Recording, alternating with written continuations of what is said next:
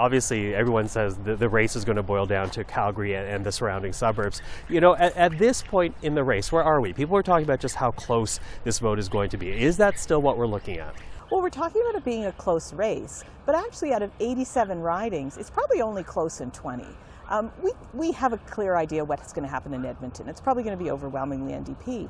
And outside of the two major cities, it's probably going to be overwhelmingly UCP. So we're calling this Battleground Calgary, because the question is can the NDP or the UCP win enough seats here in Calgary to win the election? Yeah, well that's the question. And when you look at the numbers, do they stand a chance?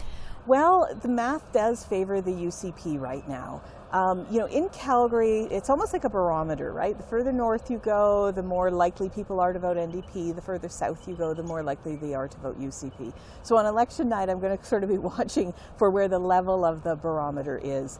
You know, if it's at Glenmore Trail, you may not know Calgary, but if it's at Glenmore Trail, then the NDP have a chance. If it's at the river a little further north, then the math is going to be very hard for the NDP. Mm-hmm. Now I guess arguably though, when you look at the way Alberta breaks down, it always was going to be an uphill battle for the NDP, and which might explain why they're still campaigning so hard this close to the end. Well, yes and no. Jason Kenney was a very unpopular premier, and really from the beginning of the pandemic, the NDP have had the advantage in the polling. And it looked like they were set for an easy victory. And then when Danielle Smith was elected leader of the UCP, she was so controversial, it looked again like that was working to the NDP's advantage. So, you know, the math was always hard, but there was a lead for the NDP that has slipped away. Part of the story is, you know, that Danielle Smith and the UCP have managed to sort of shore up Conservatives in a way that a lot of people, me included, weren't expecting them to. How did they do that though? Because there have been many questions about Danielle Smith, and as you know, throughout this very short campaign, we're talking about 4 weeks, there have been these videos that remind people of what Danielle Smith said before she actually became premier, and even while she was premier. So how have the UCP been able to address that effectively? Well, the NDP has wanted this election to be about Danielle Smith. The UCP has tried really hard to make it about other things. They've tried to make it about spending and programs and the future and the oil and gas industry and that sort of thing.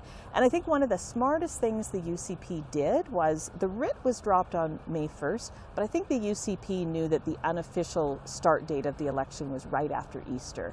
And in those 2 weeks before the writ was dropped, the UCP was making all sorts of campaign-style announcements. And so by the time the writ was dropped, I think Albertans had a pretty clear idea of what the UCP was offering them.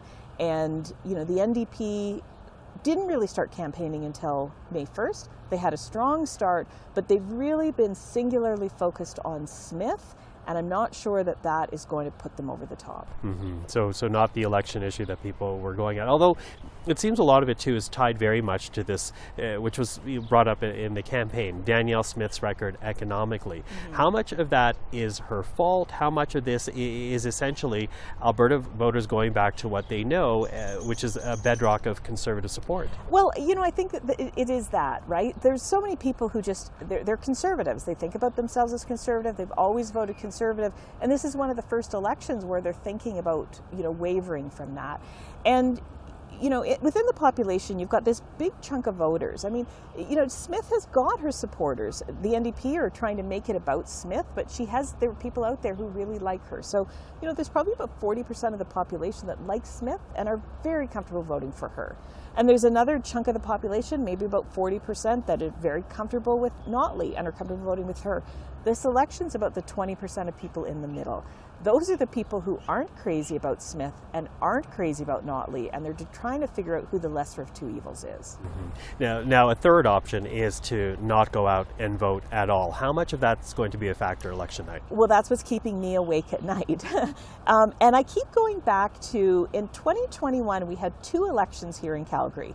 There was a federal election, and less than 1 month later, there was a municipal election. And just looking at Calgary, in that federal election, there was strong voter turnout, in the 60% for voter turnout, and there was a huge lead for the federal Conservatives here in Calgary. Less than 1 month later, And I know federal and municipal politics is different, but less than 1 month later, voter turnout fell to like the 40% level.